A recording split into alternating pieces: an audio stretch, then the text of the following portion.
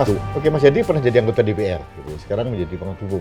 Nah, alasan pembenaran yang dilakukan oleh oknum aparat tadi bahwa ini bisa mengancam jiwa presiden.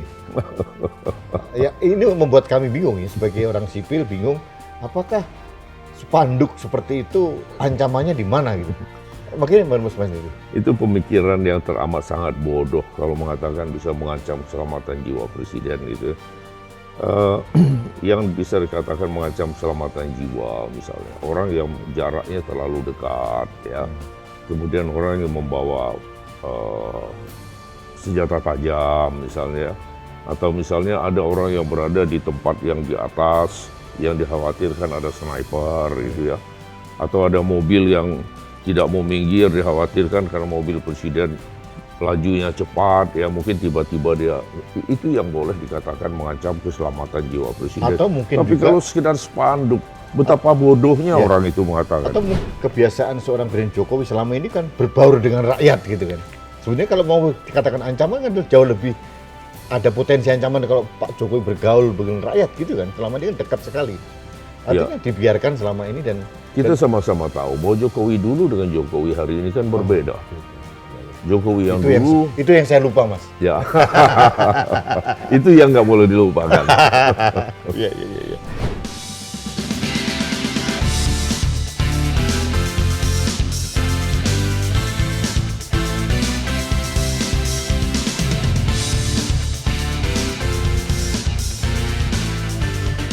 Halo sahabat Indonesia, kita bertemu kembali dalam kanal Anak Bangsa Podcast.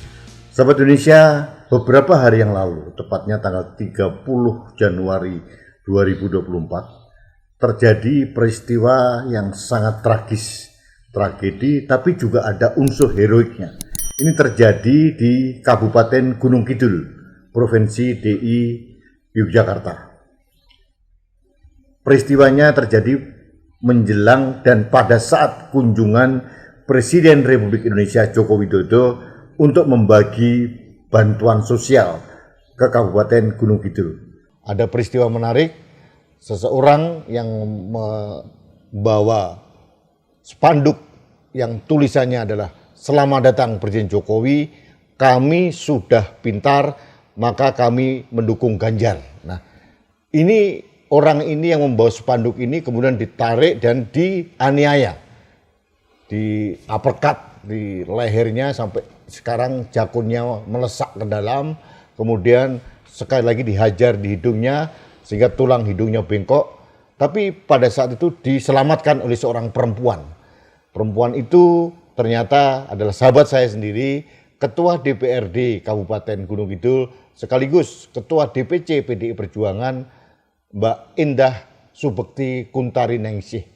Ini luar biasa. Nah, peristiwa ini menjadi sorotan publik karena ada cerita di baliknya, yaitu satu hari sebelumnya ada orang yang mengatasnamakan dirinya Pas Pampres meminta bendera PDI Perjuangan yang ada di Gunung Kidul itu dibersihkan menjelang kedatangan Presiden Jokowi, tapi ditolak dengan luar biasa oleh Mbak Indah Subekti Kuntari Ningsih. Nah, peristiwa ini sangat membuat kita prihatin.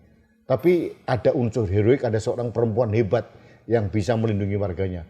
Untuk itu saya ingin mendapatkan opini dari tokoh bangsa, pengamat hukum, Profesor Dr.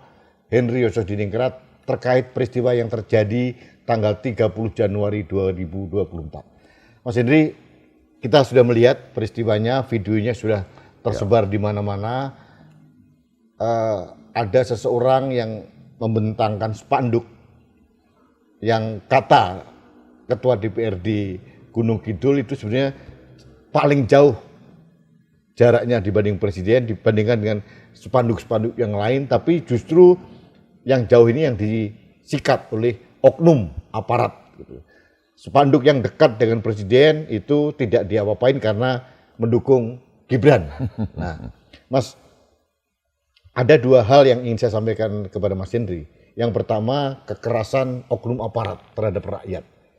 Yang kedua, saya ingin mendapatkan perspektif dari seorang Henry Yoso terkait dengan jiwa heroik seorang Endah Subekti Kuntariningsih. Nah, yang pertama tentang masalah kekerasan aparat terhadap rakyat. Bagaimana pendapat Mas Hendy hal ini? Ya, pertama saya melihat spanduk yang dibentangkan atau yang dipegang oleh warga masyarakat. Ya, yang jadi korban ini. Ya, warga masyarakat dulu yang memasang spanduk itu ya. Itu sebetulnya suara hati atau kata hati ya, yang saya lihat tidak ada salahnya sama sekali. Ya, selamat datang Bapak Presiden, kemudian bahwa kami sudah pintar, ya memang kenyataannya demikian, bahwa masyarakat kita sudah pintar, sudah cerdas. Kenapa Presiden boleh memilih, boleh berpihak, katanya berhak boleh untuk kampanye, sementara rakyat tidak boleh berpihak, tidak boleh menunjukkan pilihannya, kan begitu ya. Nah, ini sudah memperlihatkan kepada kita adanya ketidakadilan ya, adanya keberpihakan yang secara brutal juga ya. Semestinya oknum itu tidak boleh melakukan perbuatan itu satu. Dan saya sekali lagi saya mengapresiasi dulu keberanian dari warga masyarakat yang membentangkan itu satu. Yang kedua, saya mengecam tindakan dari oknum yang merampas dan melakukan kekerasan terhadap warga masyarakat, terhadap rakyat ya. Berikutnya juga kepada Mbak Endah saya kenal sebagai sesama kader ya. Sikap beliau yang heroik, yang berani muncul, berani membela warga masyarakat ya. Saya tidak mengatakan bahwa itu adalah kader PDI atau apa yang membentangkan itu warga masyarakat ya.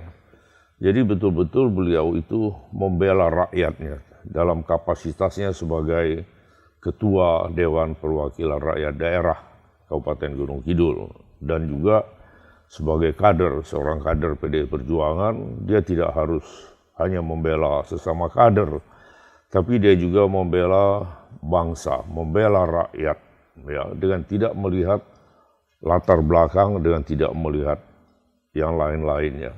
Ya. Mas Hendy, tindakan aparat, ya, oknum aparat yang tadi 2 orang itu yang menghajar orang yang membentangkan spanduk itu, menurut Mas Hendy, apakah ini memang benar-benar perintah dari Presiden, kehendak, atau kreativitas dari tim pengamanan yang terlalu berlebihan, menurut Mas Hendy? Justru ada kemungkinan kalau langsung dari Presiden rasanya kok kayaknya terlalu masa sampai segitunya gitu Jokowi ya. Mungkin aparat yang di bawah ya. Mungkin kalau dia TNI, mungkin dari Komandan Kodimnya, atau mungkin dari intelnya ya, yang secara berlebihan atau menunjukkan sudah keberpihakan mereka juga. Ya, jadi bahwa yang bersangkutan itu, oknum itu saya tidak yakin kalau itu spontanitas dia. Ya, pasti juga takut kalau saya tidak melakukan tindakan, saya nanti akan kena tindak, membiarkan kan oleh gitu. atasannya? Ya, oleh atasannya gitu ya. Karena kan di TNI atau Polri itu kan sistem komando ya. Dan untuk melakukan suatu tindakan mereka pun juga berhati-hati. Sehingga patut kita duga juga ada arahan atau perintah dari atasannya untuk membersihkan dalam tanda kutip, tidak ada spanduk-spanduk lain yang memberikan dukungan pada pasangan calon presiden yang lain selain pasangan calon seperti misalnya dalam hal ini ya udah jelas lah itu pasangan 02 gitu. Ya, bahkan mungkin supaya diperbanyak spanduk-spanduk seperti itu. Artinya semakin terang di mata masyarakat adanya keberpihakan dari Jokowi ya. Karena Jokowi sendiri sudah mengatakan saya boleh berpihak, saya boleh kampanye gitu. Nah, Mas, kalau ini pembahasannya dari respon dari Komandan Kodim dan sebagainya, beberapa pejabat di sana itu kan tidak ada perintah seperti itu gitu. Nah, kalau misalkan itu hanyalah kreativitas oknum anggota yang di lapangan gitu ya, apakah dari sisi hukum, meskipun dia militer atau siapapun kan ada tidak kebal hukum gitu. Ada undang-undangnya.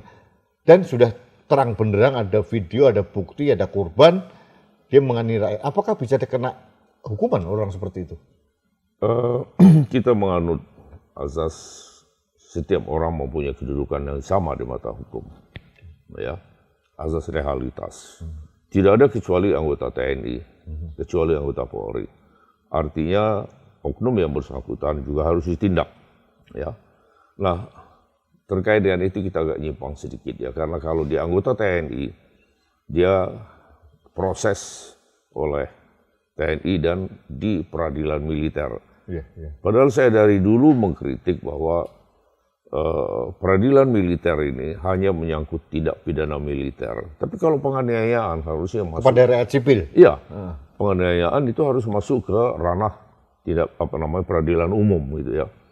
Nah, terlepas dari itu berkaitan dengan pertanyaannya tadi, apakah juga dia boleh tidak harus, bukan boleh, harus ditindak ya, karena tidak ada pengecualian. Tapi bukti sampai sekarang tidak ada tindakan apapun terhadap. Itulah yang menjadi. Padahal kan jelas terlihat wajahnya siapa itu jelas. Ya, itulah yang menjadi keprihatinan dari bangsa kita ini sekarang ya, melihat adanya keberpihakan, ya, pembiaran. Itu saya katakan pembiaran itu kalau dia tidak ditindak ya.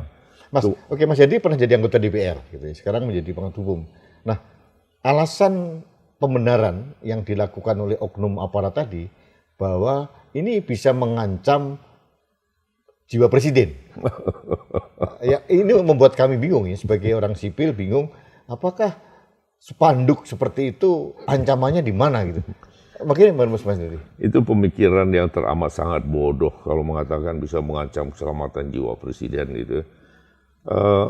Yang bisa dikatakan mengancam keselamatan jiwa misalnya orang yang jaraknya terlalu dekat ya, kemudian orang yang membawa senjata tajam misalnya, atau misalnya ada orang yang berada di tempat yang di atas yang dikhawatirkan ada sniper gitu ya, atau ada mobil yang tidak mau minggir dikhawatirkan karena mobil presiden lajunya cepat, ya mungkin tiba-tiba dia, itu yang boleh dikatakan mengancam keselamatan jiwa presiden. Atau mungkin tapi juga, kalau sekedar spanduk, betapa bodohnya orang itu mengatakan. Atau mungkin juga mungkin kalau ada spanduk yang isinya ancaman berdiri, mungkin juga bisa ditindak. Ini kan spanduknya tidak ada ancaman. Makanya saya katakan tadi itu hak rakyat untuk menyatakan. Itu hak konstitusional rakyat kan untuk menyuarakan pilihannya. Gitu. Iya, hak rakyat sama dijamin konstitusi. Iya, sama seperti hak presiden untuk berpihak. Hak presiden untuk berkampanye, ya. Nah, dia tidak berkampanye di situ, tapi dia menyampaikan kata hati, katakanlah kata hati ya, bahwa selamat datang Bapak Presiden, kami sudah pintar, ya. Karena kami sudah pintar, maka kami memilih Ganjar. Salahnya di mana? Nggak ada salahnya itu, harus diapresiasi. Ya kayak Ganjar bisa salam dengan lawan-lawan politiknya, dengan senyum. Kenapa yang lain nggak bisa begitu? Kok presiden atau pengawal presiden kok nggak bisa? Kok mengharuskan orang munduk-munduk? Nggak ada ketentuan seperti itu. Dan kalau kita melihat kebiasaan seorang Presiden Jokowi selama ini kan berbaur dengan rakyat gitu kan. Sebenarnya kalau mau dikatakan ancaman kan jauh lebih ada potensi ancaman kalau Pak Jokowi bergaul dengan rakyat gitu kan. Selama ini kan dekat sekali. Artinya dibiarkan selama ini dan kita sama-sama tahu bahwa Jokowi dulu dengan Jokowi hari ini kan berbeda. Beda. Ya. Jokowi yang itu dulu itu yang saya lupa, Mas. Ya. Itu yang nggak boleh dilupakan. Iya. Oke, Mas, saya mengutip pernyataan dari Ketua DPRD Kabupaten Bantul dan Ketua DPC PDI Perjuangan Bantul, ya orang yang sama, namanya Mbak Indah Subekti Kuntariningsih.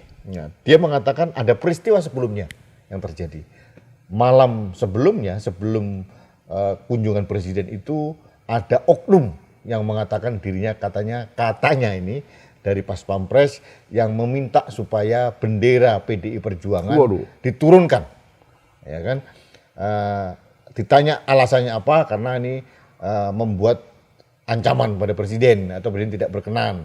Dan ditanya oleh Mbak Indah, apakah bendera partai lain diturunkan? Ternyata tidak, hanya PDI Perjuangan gitu ya. Nah, padahal kalau menurut saya kan Pak Jokowi jadi presiden karena PDI Perjuangan kalau nggak salah. Ya. Benar kan Mas? Ya betul sekali. Betul. Mulai dari wali kota, Ya, gubernur, ya, saya presiden ya, dua ya, kali. ya. Bahkan anak dan menantunya juga dari Ya, PDIP ya. gitu. Nah, kalau ada peristiwa yang seperti yang diceritakan oleh Mbak Indah Subekti ini, nah sekali lagi saya tanyakan, apakah ini kreativitas dari anak buah presiden yang overacting atau memang ada perintah sehingga presiden tidak mau ada bendera PDI Perjuangan? Kalau kaitannya dengan itu, ada kemungkinan perintah. Oke. Tapi supaya diketahui ya, menurunkan bendera partai ya, itu sama rasanya dipaksakan menurunkan bendera merah putih loh. Ya, bagi kader partai. Sekali bendera itu naik, pantang untuk diturunkan. Ya, kecuali memang pada saatnya harus sudah turun. Tapi kalau diperintahkan untuk diturunkan dengan alasan itu suatu mempengaruhi kaitannya dengan harga diri, Pride ya, harga kehormatan ya, pride ya, dan marwah partai itu. Ya, jadi suatu hal yang mustahil. Untung nggak dipaksakan. Kalau dipaksakan, itu bisa terjadi pertumpahan darah. Hati-hati loh. Kader PDI Perjuangan itu militan loh, ya, bukan kader kaleng-kaleng. Ya, orang yang betul-betul dari nol, kemudian diperintahkan untuk menurunkan bendera partai. Itu sangat mustahil itu. Tadi saya katakan sama dengan diperintahkan mereka untuk menurunkan merah putih. Mereka akan berani mempertaruhkan jiwanya untuk pertahankan merah putih. Sama menurunkan bendera partai. Mas, dari perspektif politis ini, apakah benar isu-isu atau cerita bahwa presiden ini sekarang tidak nyaman dengan bendera PDI Perjuangan ya? Kita sama-sama nggak nyaman. Ya. Beliau nggak nyaman mungkin karena sudah terlanjur. Mungkin beliau tidak pernah membayangkan akan dampak seperti ini, terjadi perpecahan dia, terbelah bangsa ini. Dan bagi PDI Perjuangan memang itu dipandang satu pengkhianatan ya. Satu perbuatan yang tercela dan ya ibaratnya durhaka lah gitulah ya. Jadi kader partai juga merasa terluka dengan sikap dari Pak Jokowi yang seperti itu. Karena kita tahu benar nggak berlebihan kata Ibu Mega bahwa beliau bukan siapa-siapa tanpa PDI Perjuangan. Itu kenyataannya? Itu kenyataan. Tukang kayu, pedagang atau pengusaha menjadi wali kota Solo karena PDI Perjuangan. Periode berikutnya jadi wali kota lagi karena PDI Perjuangan. Jadi gubernur DKI karena PDI Perjuangan. Jadi presiden 2 periode karena PDI Perjuangan.